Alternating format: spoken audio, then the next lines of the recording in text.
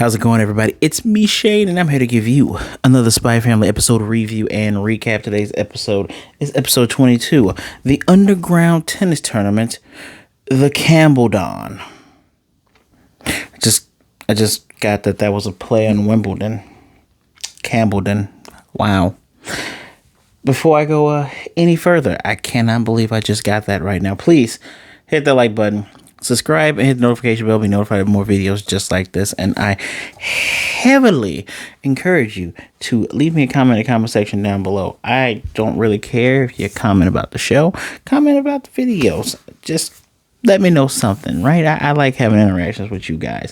I'm still mad at myself that I just got that. So you guys remember last week when we met Nightfall? It's more Nightfall.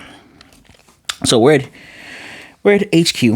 And Fiona's thinking back to the whole family situation. Says that Twilight has changed.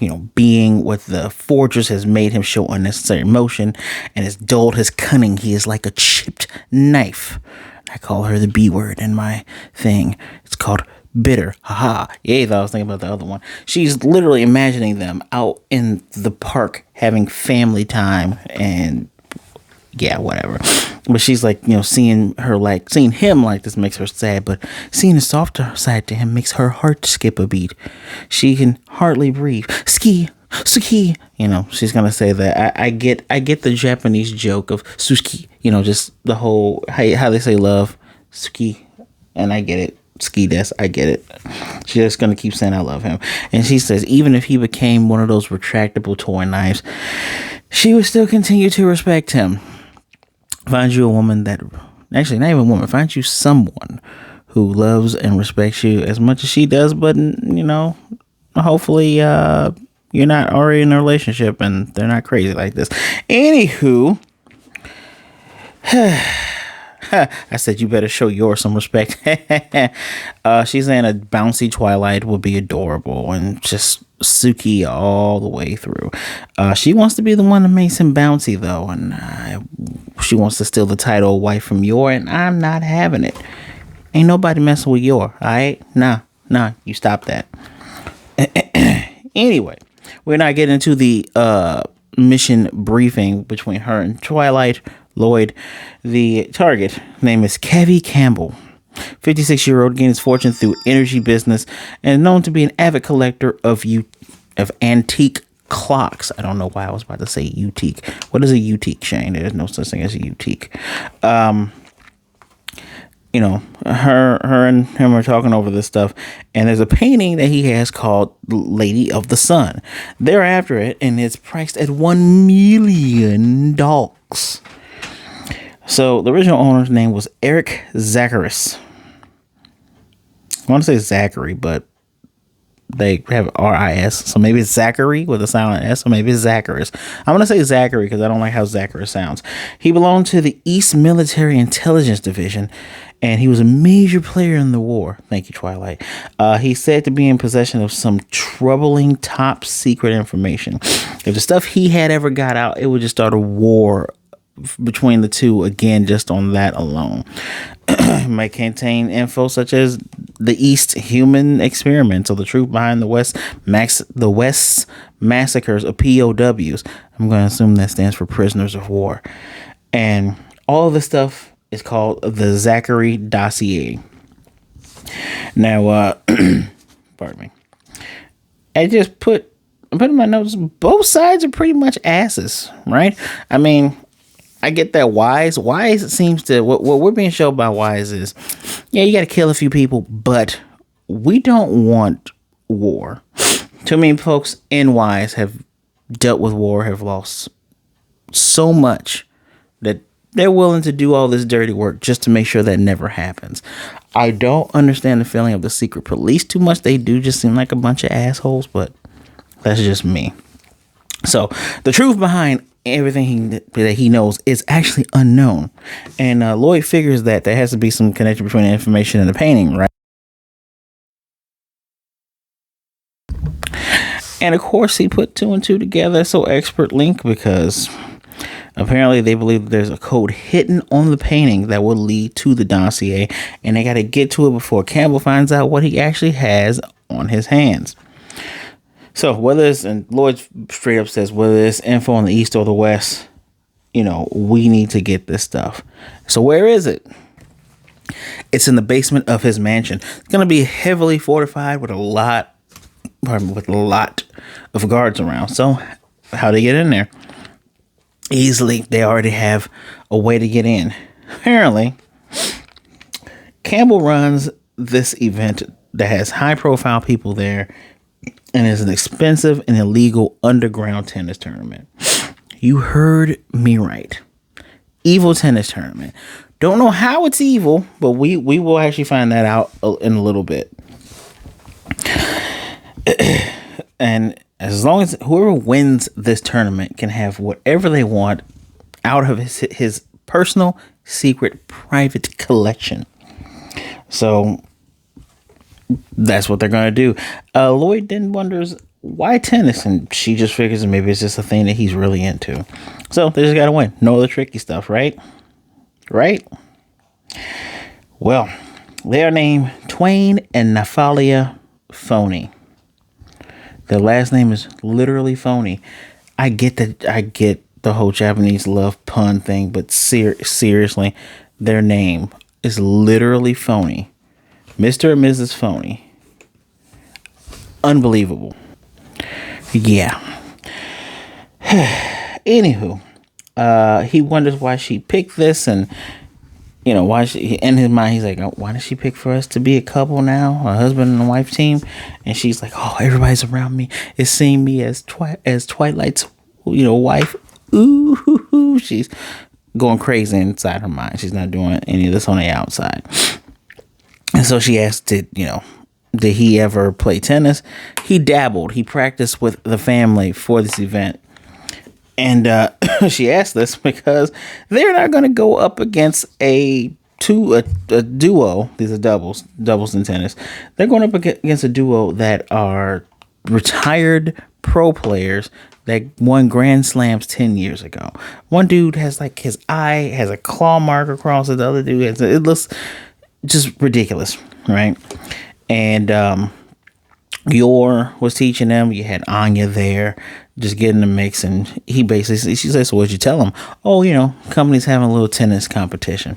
And her hands go all clenchy, like, oh, you never have to make excuses like that again. Shut up with your dumb fist. So she says that she'll watch over him and she'll win it. And she's just imagining this thing here, him praising her and saying, oh, you'll be my wife and my woman and all this other stuff, right? Well, between the two groups, there's a 40 to 1.3 odds against them. And apparently their opponents are talking trash. They're just like, we've been training in the mountains for all of this. We're not going to have some nobodies. They're sending us nobodies to fight. All right, cool. We're going to beat you guys down. Even one Lord tries to shake his hand. One dude's like, this ain't going to be a match. It's going to be a slaughter. And they kick their asses. They literally just beat the hell out of them. Even, Nightfall, she goes, oh, wow, you, that dabble turned into refinement. That is the Twilight that I know. Excuse me. Where am I at here? And of course she goes, I love you. Boy, I said last week, I do not enjoy those kind of tropes, and parts of her are admirable, but that's one of the parts that is not. Where am I here? So when they plan on going after her, like during the game, she's a beast and just kicking their. You think you can beat me because I'm a woman? Pow! No, that's not gonna happen. And where am I at here? And he actually complimented her, and she's just imagining more things. And the crazy thing is, their disguises are actually pretty good. Remember, she has this white hair, has on these twin drills. They literally look like two different characters. The Campbell crew, people up in the skybox, they're enjoying it. They're having the time of their life. They're liking this weird dark horse that has just shown up. Where am I here? One guy his crew is going to go against them next, and they're called the Boric brothers. And I'm thinking, like, boric acid? You have these fools look strung out, and they're actually called junkies because we see them tapping themselves with some needles, and these skinny fools come out, and all of a sudden they're freaking ripped and jacked. Their delts are delting and their quads are quadding. And Loid goes, didn't you say there's no risk? She's like, don't worry, dear. Do your best. I'm like, So you and Anya are actually playing and training outside. You know, Anya and you're in their different outfits, which I appreciate this show actually having the characters wear different outfits when they're in different settings. It actually makes things feel pretty dang authentic. And so, pardon me. And so, Anya's like, get the ball, mama. And she's staring off into space. She probably heard that deer comment. And Anya's like, oh, mama lost in her tots. I thought so adorable. She's like, no, that's not true. She starts to wonder if Fiona's going to be there at the company party. And she wonders what her relationship with Loid is. And Anya's reading her thoughts and, saying that she has the ball in her hand. She squeezes it. She's like, I should take care of her. No, I can't. She shakes her head. She's like, oh, I'm going to be punished. And she's being adorable. Yours being adorable. That's why we like her better than you, Fiona, because she's adorable. And Anya pats her on the thigh and just says, Mama, don't worry. And I'm like, oh. She's like, worry about what? Can she read my mind? And then Anya goes, oh, yeah, Papa's going to win the competition and bring us back a cool prize. It's like, why don't you just take the don't worry about it? Why would you think, can she read my mind? Just, oh, she can tell something's wrong with me. She's telling me don't worry. Anyway. She smiles and says there's no opponent they can't beat. And so the Borgs are like, kill tennis. First of all, people around watching this is like the Thunderdome. They're a bunch of a-holes. These guys rip the thing through saying, don't tell us what to do. We're going to murderize them. And of course they do the whole, oh, you smell like piss. I think you peed on yourself.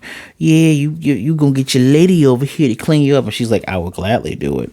In the back of my, literally, I would gladly do it. And she can do anything and beat my phone. And apparently, she said, oh yeah, I forgot to mention, because he says these aren't the same Borgs from the round one. She said, I forgot to mention, you can customize your equipment, your rackets. You can even get doped up and perform illegal moves. And it's like, how do you forget to tell somebody that? Oh, okay. And one of the dudes easily pops a tennis ball before this whole interaction. And she gets pissed off because they continuously talk shit to Loid. And 1 star wipe later, they have bruises and welts on them on the ground. And what if I think the announcer said the match barely even begun. And Loid goes, you didn't have to send a smash at them every single time. Oh yeah, my hand slipped. She ain't gonna have nobody talking shit about Loid. She's not having it. And for some reason, Campbell's not worried. I guess his special team is supposed to be super special awesome. So, thanks to their good playing, they steadily advance. They make it to the finals, and they have to wait 20 minutes before they go out to their finals match. And now they're talking. And they have to play against Campbell's son and daughter. I think his name is Carol and Kim. Oh, his name is Carol. Her name is Kim. Or maybe his name is Kim and her name is Carol. I actually don't know. But playing against them, they've been trained all their lives, obviously, especially if their dad has a hard on about tennis. And he's like, they don't really look all that special, though, right? And he doesn't blame her for panicking because... No, wait. I don't blame you for panicking, but take it easy. And she says, she's fine. And, she's ready to just hurry up and end this mission. Because she's just like, oh, we'll take him out, right? He walks up to her and grabs her by the wrist. And he's like, you've been not paying attention so much that her hand is like just raw. You're pushing yourself too hard. She swipes her hand away. And she's like, it's okay. We're just going to finish this mission. He goes, I've lost many allies and watched them die for that reason. And, she starts holding her arm at his seriousness. And she's like, spies are finished once they lose their cool. I told you this countless time. And she's thinking back, well, you used to say, spies are disposable. It's seeing this side of you. In her mind, she's saying, seeing this side of you. It's, you're not playing fair at all, Twilight. And her deep love glare. This is a woman who is dedicated to never showing emotions because of one thing he said, cuckoo. So she doesn't show any emotions, but you see the Suki behind her. She's deeply in love, and that's her love glare. He's even looking like, ooh, she's glaring daggers at me. Did what I say, like, hit a note that badly? And, she's like, yeah. And she's thinking in her mind, she's like, oh, I shouldn't have pulled away. I can feel his warmth. It still stings. She's like, wait a minute. It stings. And she turns to him and says, senpai. He's like, he stops talking. He's like, close your mouth and close your eyes. It's an odorless gas that's being filtered in there. They can start to feel it on themselves. So now they're talking in Morse code. They're tapping things. They're tapping their feet. He checks the door. He's like, the door's locked, but even if we got out, there's probably guards everywhere. So we're going to have to get inside the lockers to minimize the effects as much as possible. So they're doing underhanded, sneaky, tricky stuff. That's why he's not worried.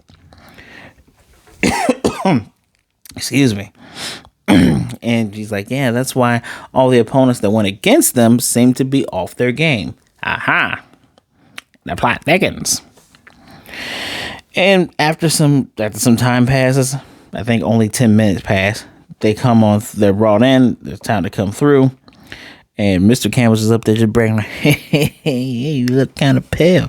And he's betting 10 million on Carol and Kim. I still don't know which one is which. And he's like, yeah, that 10 minutes should have weakened them. And the boy goes, Daddy says that now we don't have to hold back and act silly anymore. And the girl's just pissed. She's annoyed. She's like, being controlled like this is just annoying. They have motorized rackets that rev up. Well, at least the guy does. It reminds me of Nero's Blue Rose from Devil May Cry. Just revs up. So as they're doing the serves and stuff, rev up hit. When Fiona does her thing, the girl has a whip racket. So they've trained specially to use these. After they lost the first match, the pair sit down. They exchange silent glances. You can tell it's time to get to work. And they actually start getting to work. They're starting to take, loves, and I don't know all the terminology. Sometimes I forget it. Please forgive me. Tennis aficionados. But yeah. But at one point, the boy, Kim or Carol, whichever one he is, looks at someone on the side, they hit a button, and the field shifts. And Twilight's, okay, so that's what the 36 grooves down here are. Gotcha. So they're going to keep on cheating. And so he kind of steps up and he's like, he calls her by her fake name. I think it's Nicola or whatever. Tells her, yeah, why don't you go ahead and back me up? And she just goes into saying, in her mind, of course, she goes into saying this is the Twilight she admired, watching him and wanting to catch up to him, and her respect turned into romantic feelings, which this is the sweet side of her, and his dreams became hers. And she's like, all right, it's time for us to step it up. Suki, obviously. And this is where the episode ends. Next week, they're going to finish the match. Look like there's a sniper there, and then it's going to be Yor versus Fiona. Yor's gonna beat that ass. Oh yeah, I'm putting all my money on Yor. You better win, Yor. Don't let her punk you. Keep your man. Even though it's funny, Yor's thinking, oh, am I gonna have to go back to the lifestyle of Yuri worrying about me? She's not thinking about, oh, I'm gonna be persecuted, can't do my job. She's like, oh, my brother's gonna worry. It seems like motivations are changing. Yeah. I give this episode a 4 out of 5. Pretty interesting. I almost gave it higher because I am a fan of the Prince of Tennis, and that would have been complete total bias. And this kind of reminded me of Prince of Tennis, and I'm going to not put my bias on that. But yeah, it's totally 4 out of 5. Good episode, higher than average. It's actually nice. I love that they switch up, from here's 3 different things going on in this one episode. This is all the way through. Oh, something at the end. That's kind of another episode in itself. This is one long self-contained episode. Next week's should be one self-contained episode, one central plot going all the way through. I'm looking forward to it.